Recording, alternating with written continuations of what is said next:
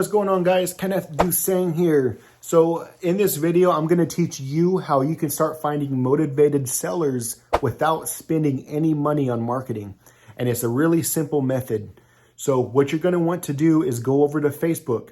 Once you're inside of Facebook, you're going to go to your city's yard sale groups. So whatever market that you're wanting to wholesale in, you're going to join all of the yard sale groups that you can. Join as many as you can. I'm telling you, if there's 1,000 of them, join all 1,000 of them. So once you join all of these groups, every 2 to 3 days, make sure you do this religiously. Every 2 to 3 days, you're going to start posting in these groups that, one, you're a investor, you're looking to buy off-market properties, and you're looking to buy at least 2 to 3 in the next 30 to 60 days. So we've been using this method probably, I think, for over 6 years now. It works.